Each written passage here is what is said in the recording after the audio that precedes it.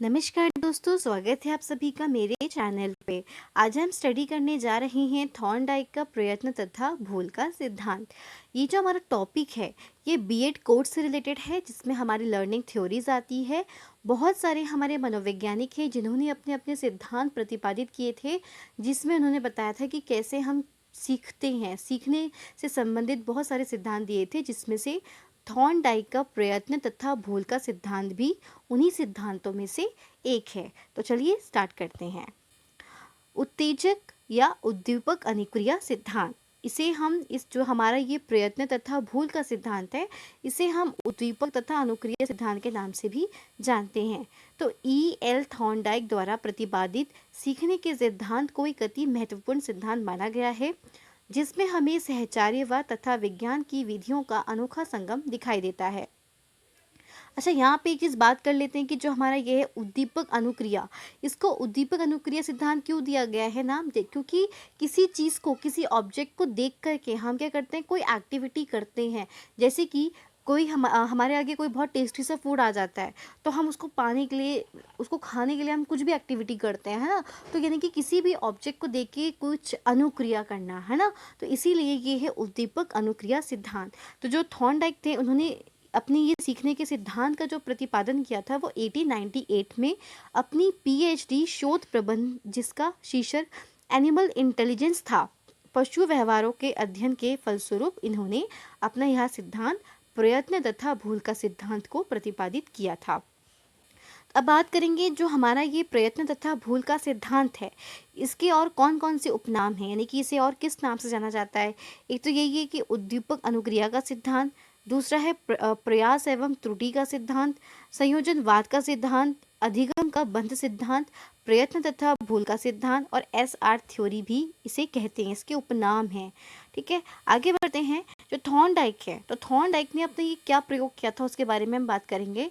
जो थॉर्नडाइक थे, उन्होंने अपने प्रयोग भूखी बिल्ली पर किया था। देखिए यहाँ पे बहुत इंपॉर्टेंट क्वेश्चन आ जाता है, आपसे पूछ लेता है कि जो थॉर्नडाइक थे, उन्होंने अपना जो ये प्रयोग किया था, अपना एक्सपेरिमेंट किया था, तो वो किस पर किया था। तो वो आपको बहुत सारे ऑप्शन दे देगा कि डॉग पे किया था, कैट पे किया था, रेट पे किया था। तो आपको याद होना चाहिए किस पे किया था, एक बिल्ली पर किया था उन्होंने अपना ये प्रयोग। तो बिल्ली को उन्होंने क्या किया था कि कुछ समय तक भूखा रखने के बाद एक पिंजरे में, यानी कि बॉक्स में बंद कर दिया, फिर जिसे कि पजल बॉक्स भी कहते हैं। फिर पिंजरे के बाहर भोजन के रूप में थॉर्नडाइक ने मछली का टुकड़ा रख दिया। ठीक है, यानी कि जिस पिंजरे में उन्होंने उस बिल्ली को बंद किया था, तो उसके बाहर उन्होंने मछली का टुकड़ा रख दिया और पिंजरे के अंदर एक लीवर, ये पेट वाला नहीं है, बटन, यानी कि बटन जो था वो लगा हुआ था पिंजरे के अंदर, जिसे दबाने से, उस लीवर को यानी कि उस बटन को दबाने से पिंजरे का दरवाज़ा खुल जाता था। भूखी बिल्ली ने भोजन को प्राप्त करने व पिंजरे से बाहर निकलने के लिए अनेक त्रुटिपूर्ण प्रयास किए। अब देखिए, बटन अंदर लगा था, लेकिन बिल्ली को थोड़ा ना पता है कि हाँ, इस बटन को प्रेस करते ही दरवाज़ा खुल जाता है ना। तो वो तो एक जानवर है, उसे नहीं पता कि कैसे उस चीज़ को खोलना है, पिंजरे को। ठीक है, तो जब बिल्ली ने बाहर देखा कि मछली है, और उसे देख करके उस भूखी बिल्ली ने क्या किया, उस भोजन को प्राप्त करने के लिए क्या किया, पिंजरे से बाहर निकलने के लिए बहुत सारे प्रयास किए। त्रुटिपूर्ण प्रयास मतलब क्या है कि उसने बहुत बार कोशिश करी बाहर निकलने की, तो लेकिन वो कामयाब नहीं हो पाई उस पर, यानी कि बहुत गलतियां करी। मतलब जो उसको मेन करना चाहिए था उसने वो नहीं किया कि बटन दबा करके, उसने मतलब बहुत सारी एक्टिविटीज़ करी बाहर निकलने के लिए। ठीक है, तो बिल्ली के लिए भोजन क्या क्या था, उद्दीपक का काम कर रहा था। उद्दीपक मैंने अभी आपको बताया ना कि किसी चीज़ को देखकर जब हम कोई एक्टिविटी करते हैं, तो जो ये भोजन था, यानी कि मछली का जो टुकड़ा था, वो भोजन जो था वो बिल्ली के लिए क्या था, उद्दीपक था, एक ऑब्जेक्ट था, जिसे देख करके उसे पाने के लिए वो एक एक्टिविटी कर रही थी। ठीक है, तो बिल्ली के लिए भोजन जो था वो उद्दीपक का काम कर रहा था, और उद्दीपक के कारण बिल्ली प्रतिक्रिया कर रही थी। बिल्ली ने अनेक प्रकार से बाहर निकलने का प्रयत्न किया। एक बार संयोग से उसके पंजे से लीवर दब गया। अब देखो, वो बहुत सारी एक्टिविटी कर रही थी, कभी पिंजरे को हिला रही थी, कभी कुछ कर रही थी, तो ऐसे करते करते अचानक से उसका जो पंजा था वो किस पे पड़ा, उसी लीवर पे, यानी कि उसी बटन पे पड़ा, और लीवर दबने से, यानी कि वो बटन दबने से पिंजरे का दरवाज़ा खुल गया, और भूखी जो बिल्ली थी उसने पिंजरे से बाहर निकल करके भोजन को खाकर अपनी भूख को शांत किया।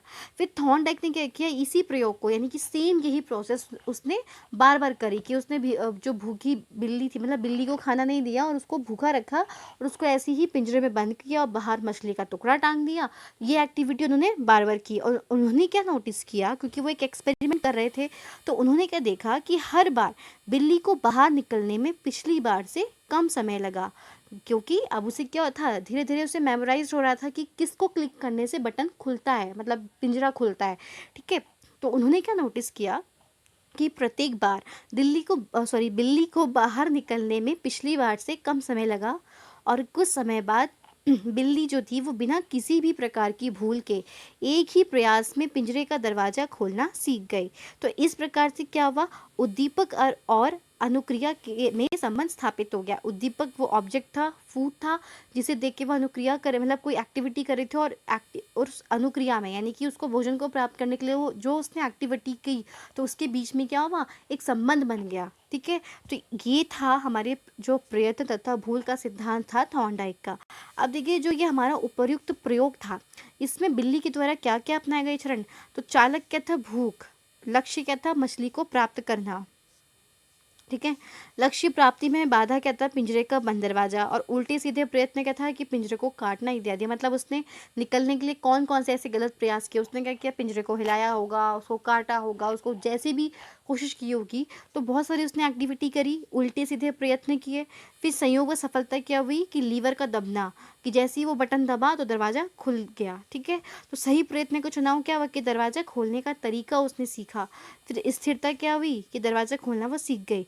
ठीक है, तो ये था हमारा थॉर्नडाइक का प्रयत्न तथा भूल का सिद्धांत। आगे बढ़ते हैं। इस सिद्धांत के अनुसार थॉर्नडाइक ने सीखने के नियम दिए हैं, जिन्हें दो भागों में विभक्त किया गया है, मुख्य नियम और गौण नियम। यानी कि जो सीखने का ये नियम दिया था, बताया थॉर्नडाइक ने, तो इन्होंने ये सीखने के नियम को इसे दो भागों में विभक्त किया है। पहला है हमारा मुख्य नियम और सेकेंड है हमारा गौण नियम। तो देखिए, जो थॉर्नडाइक के मुख्य नियम जो थे उसके बारे में पढ़ लेते हैं पहले। तो पहला आता है हमारा तत्परता का नियम। तो यह नियम कार्य करने से पूर्व तत्पर मतलब तैयार किए जाने पर बल देता है। यदि हम किसी कार्य को सीखने के लिए तत्पर या तैयार होते हैं तो उसे शीघ्र ही सीख लेते हैं।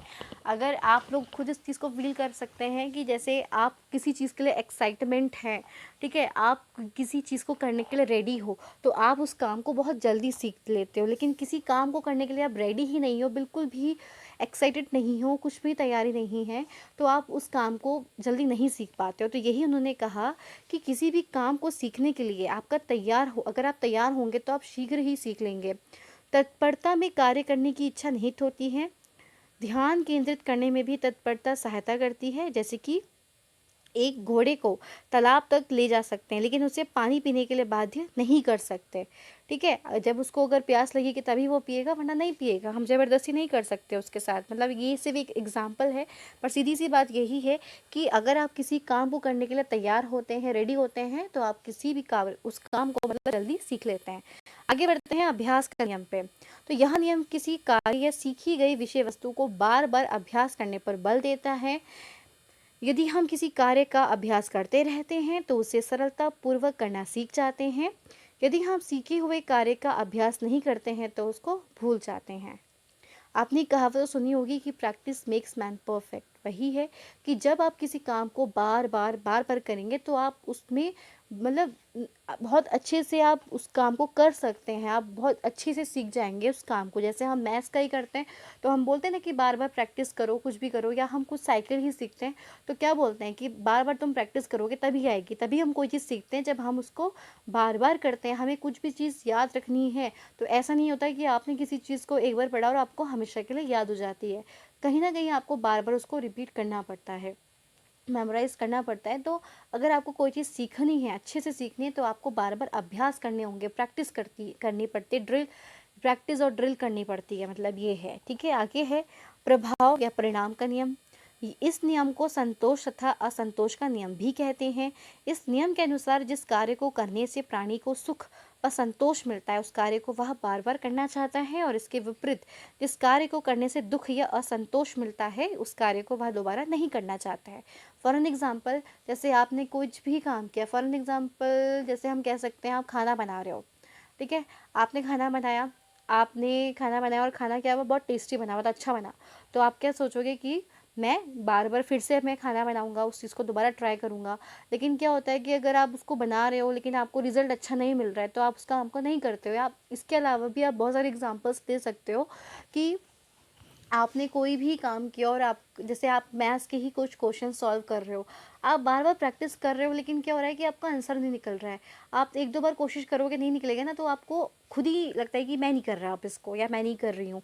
ठीक है, तो मतलब कहने का ये है कि जब आपको किसी काम को करके मतलब आपको रिजल्ट अच्छा मिलता है, तो आप भी उस काम को करने के लिए रेडी होते हो। आपको लगता है कि हाँ, मैं इस काम को करूँगा। लेकिन अगर आपको रिजल्ट जो है अच्छा नहीं मिलता है, जैसे कई बार होता है कि हम मेहनत तो बहुत करते हैं लेकिन रिजल्ट अच्छा नहीं आता, नंबर बहुत कम आते हैं, तो कहीं ना कहीं हमें लगता है कि मैं नहीं कर रहा हूँ मेहनत, या मैं नहीं कर रही हूँ, कि मुझे कुछ नहीं मिलता है, मैं इतनी कोशिश करती हूँ करने की लेकिन मुझे इसका रिजल्ट अच्छा नहीं मिलता है। तो कहने का मतलब सीधा से यही है कि अगर आपको रिजल्ट अच्छा मिलता है तो आप उस काम को बार बार करने की कोशिश करते हो।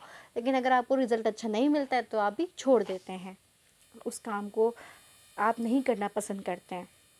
ये हमारा मुख्य नियम था। अब हम बात करेंगे थॉर्नडाइक के गौण नियम के बारे में। तो पहला है बहुप्रतिक्रिया का नियम। इस नियम के अनुसार जब प्राणी के सामने कोई परिस्थिति या समस्या उत्पन्न हो जाती है तो उसका समाधान करने के लिए वह अनेक प्रकार की प्रतिक्रियाएं करता है, और इन प्रतिक्रियाओं को करने का क्रम तब तक जारी रहता है जब तक कि सही प्रतिक्रिया द्वारा समस्या का समाधान या हल प्राप्त नहीं हो जाता है। प्रयास एवं त्रुटि का सिद्धांत इसी नियम पर आधारित है। यानी कि आप बार बार क्या करते हो, कोशिश करते हो अपनी उस प्रॉब्लम को सॉल्व करने के लिए, बहुत सारी एक्टिविटी करते हो और तब तक करते रहते हो जब तक उस समस्या का समाधान नहीं मिल जाता। जैसे अभी हमने पढ़ा कि वो बिल्ली जो थी वो पिंजरे से बाहर निकलने के लिए कितने प्रयास कर रही थी, और फिर जब उसका अचानक से क्या पड़ा, लीवर पे यानी कि बटन पे जैसे उसका हाथ पड़ा, दरवाज़ा खुल गया। मतलब उसने इतनी मेहनत करी, बहुत कोशिश करी बाहर निकलने की, तो उसने क्या की, वो बहुत बार एक्टिविटी करती रही, है ना, जब तक उसे सही प्रतिक्रिया नहीं मिल गई तब तक वो एक्टिविटी को करती रही।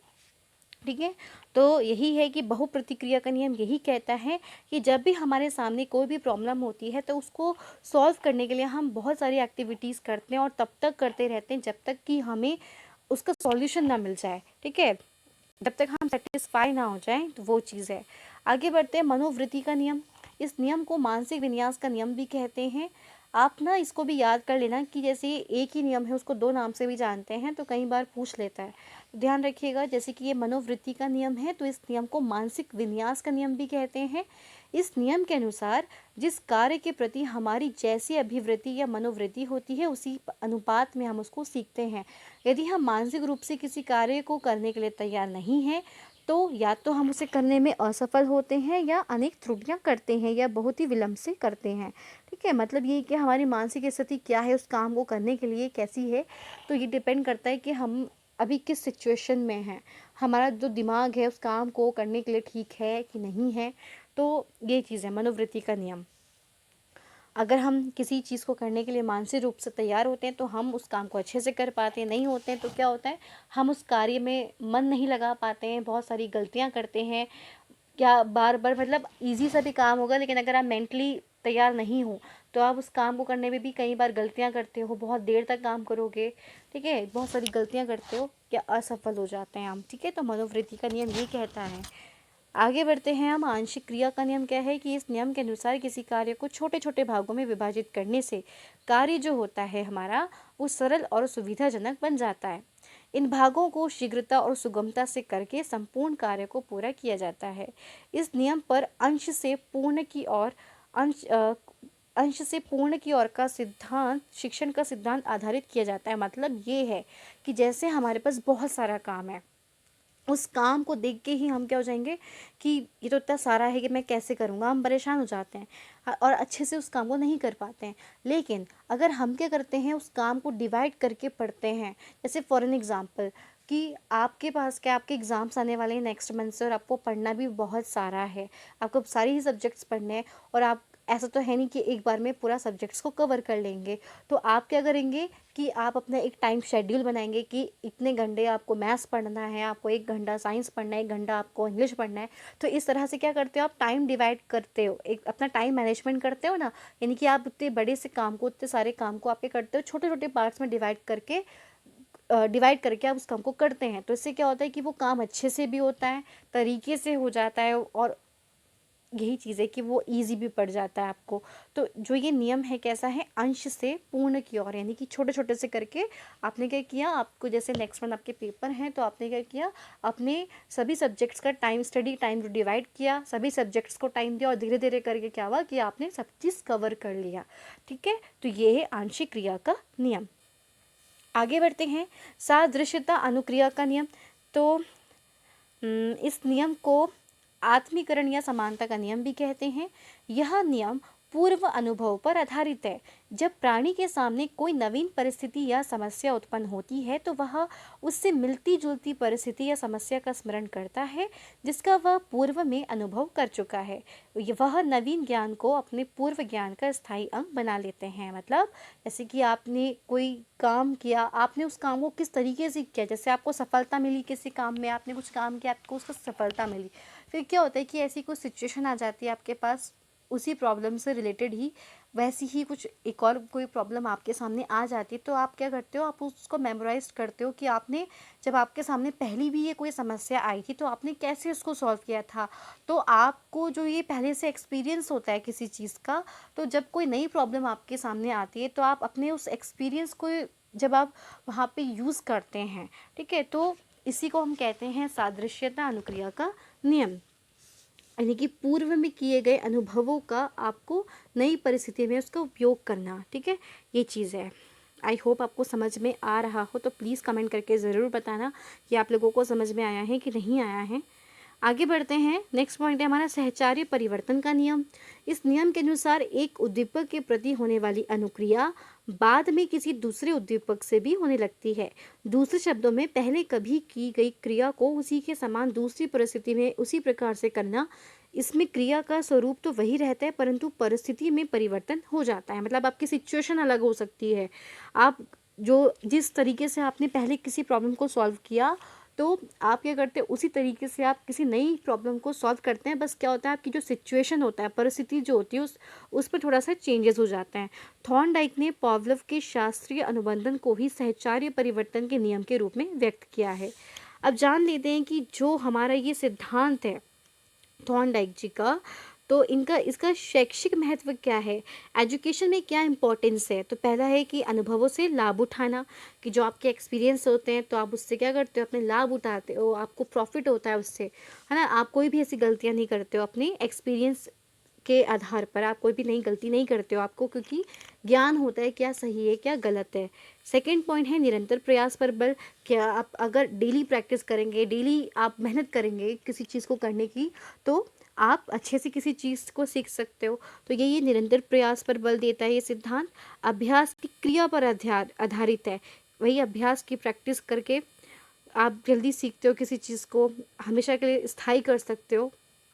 असफलता में सफलता, कि अगर आप किसी काम में असफल हो रहे हो तो ये जो भी आपको नियम दिए गए हैं उसके थ्रू आप सफलता प्राप्त कर सकते हैं, अगर आप इन नियमों को पढ़ते हैं तो। ठीक है, आगे है निराशा में आशा की। ऐसा नहीं है कि बिल्कुल निराश हो जाना है, आपको अपनी आशा रखनी है। ठीक है, फिर आत्मविश्वास व आत्मनिर्भरता, आपके अंदर सेल्फ कॉन्फिडेंस होना चाहिए। करके सीखने पर बल देता है यह सिद्धांत, और छोटे बालकों के सीखने के लिए विशेष उपयोगी है। ये था हमारा थॉर्नडाइक का सिद्धांत, जिसमें हमने थॉर्नडाइक का प्रयास एवं त्रुटि का सिद्धांत के बारे में जाना, उनके जो मुख्य और गौण नियम थे उसके बारे में डिस्कशन किया। तो ये यहीं पे ख़त्म होता है, और आई होप आप लोगों के लिए काफ़ी हेल्पफुल रहा हो ये वीडियो, और मैंने पूरी कोशिश की है कि मैं आपको अच्छे से समझा पाऊँ। कैसा लगा है आपको मेरा ये वीडियो, तो प्लीज़ आप कमेंट करके ज़रूर बताइएगा, और अपने फ्रेंड्स से भी शेयर करिएगा। अगर आप लोग बीएड के स्टूडेंट्स हैं तो अपने और भी फ्रेंड्स से शेयर करिएगा। इसका जो पीडीएफ है वो मैंने अपने टेलीग्राम के चैनल पर डाल दिया है, और मैं अपने चैनल का जो लिंक है वो मैं डिस्क्रिप्शन में डाल दूँगी, तो आप लोग क्लिक कर लीजिएगा, ज्वाइन कर लीजिएगा चैनल को, और पीडीएफ को डाउनलोड कर लीजिएगा। तो चलिए आज के लिए इतना ही, फिर हम मिलते हैं नेक्स्ट वीडियो में एक न्यू टॉपिक के साथ। तब तक के लिए धन्यवाद।